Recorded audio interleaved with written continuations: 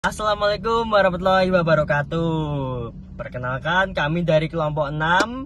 Kita akan membahas digital influencer, streamer, dan emotional labor.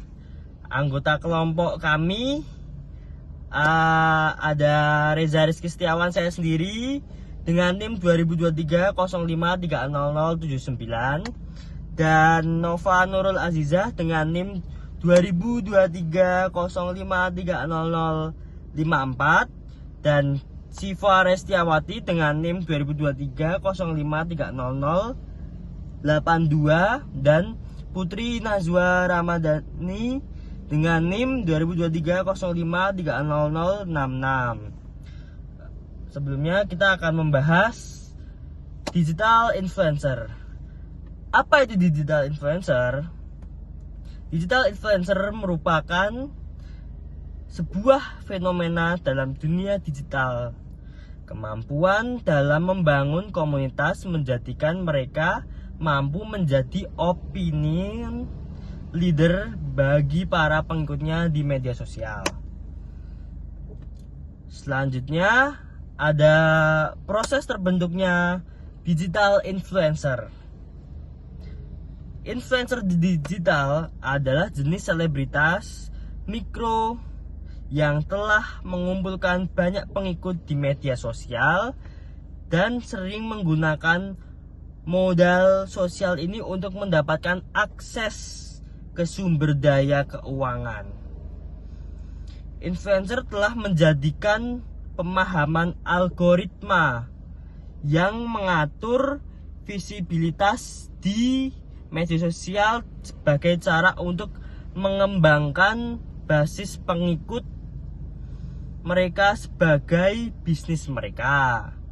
Pemasaran influencer berputar di sekitar gagasan bahwa influencer dapat mempengaruhi keyakinan dan praktik pengikut mereka selama mereka dapat memikat dan mempertahankan perhatian mereka. Untuk selanjutnya, bagaimana masuknya digital influencer ke dalam dunia bisnis? Influencer merupakan seseorang yang hadir dan memiliki pengaruh atas individu atau kelompok. Individu yang mengidentifikasi dirinya sebagai influencer biasanya memiliki kemampuan untuk menyampaikan kebutuhan dan keinginan masyarakat umum, mempengaruhi mereka agar membeli produk untuk memenuhi kebutuhan tersebut. Lahirnya media sosial seperti Twitter, Facebook, Instagram juga membawa tren baru dalam dunia digital marketing melalui influencer. Para influencer ini diyakini bisa membantu cara pemasaran produk melalui media sosial. Dengan mempromosikan produk melalui foto-foto yang diunggah para influencer tersebut di dalam media sosial, maka dapat mendorong orang untuk membeli produk yang dipromosikan oleh influencer. Seterusnya ada jenis-jenis digital influencer. Yang pertama, celebrity influencer adalah seseorang yang menikmati visibilitas publik di luar media sosial dan digunakan oleh merek karena basis pengikutnya orang besar. Celebrity influencer seringkali berkolaborasi dengan merek yang terkait dengan karya mereka sebelumnya, misalnya musik dan film. Lalu yang kedua ada mega influencer. Mirip dengan influencer selebriti, mega influencer telah mengalami pertumbuhan yang signifikan dalam pengikut mereka di media sosial dan mencapai status selebriti melalui keahlian mereka yang mendalam, memperoleh lebih dari 1 juta pengikut. Yang ketiga ada makro influencer. Dapat memberikan exposure besar bagi mereka dengan tingkat keterlibatan tinggi dan banyak pengikut, namun dengan biaya lebih terjangkau dibandingkan mega influencer atau selebriti. Ini menjadikan pilihan yang bernilai maksimal untuk merek Anda. Contoh digital influencer. Yang pertama tadi ada celebrity influencer, yaitu ada Tasya Farasya, Rahel Fenya, dan Atta Halilintar. Yang kedua, mega influencer, ada Raisya, Joe Taslim, Rafael Strupp. Yang ketiga, ada makro influencer yaitu Nagita Slavina, Raffi Ahmad, dan Beng Bong.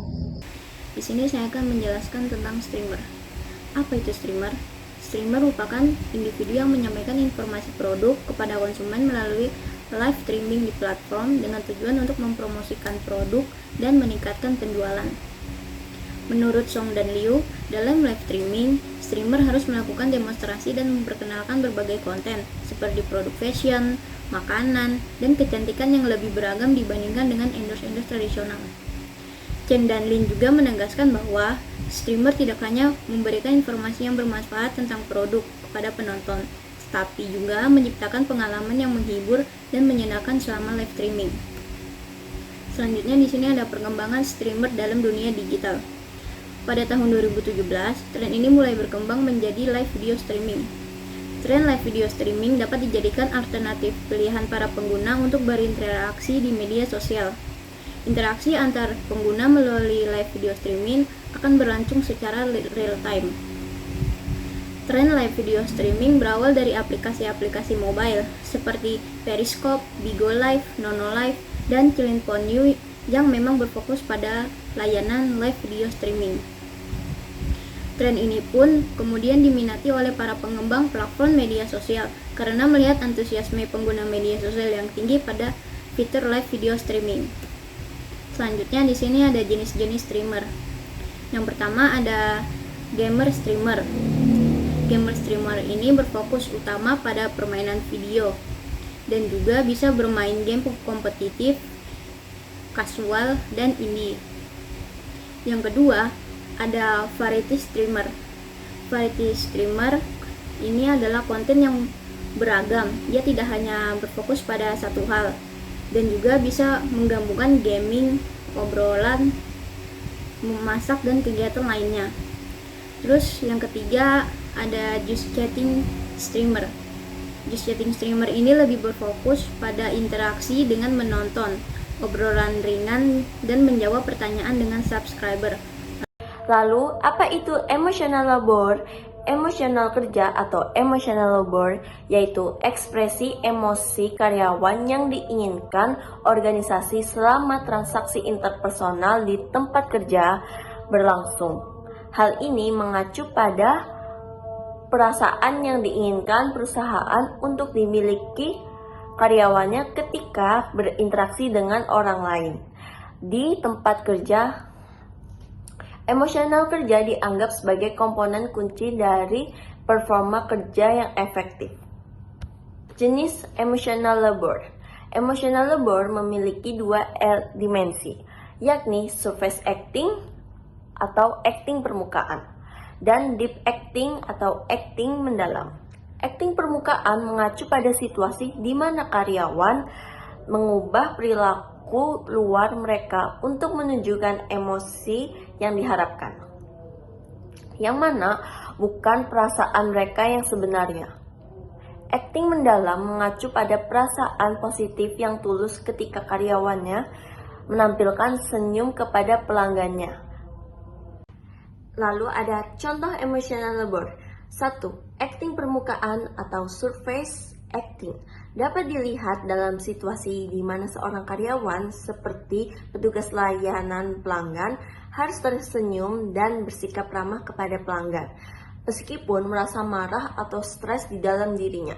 2. Acting mendalam atau deep acting dapat dilihat dalam situasi di mana seorang perawat berusaha untuk benar-benar merasakan empati terhadap pasiennya. Misalnya, saat menghadapi pasien yang cemas, perawat tersebut tidak hanya menunjukkan senyuman dan sikap tenang, tetapi juga berusaha memahami perasaan pasien dengan cara mendengarkan dan merespon secara emosional. Sekian dari kelompok kami. Terima kasih. Wassalamualaikum warahmatullahi wabarakatuh.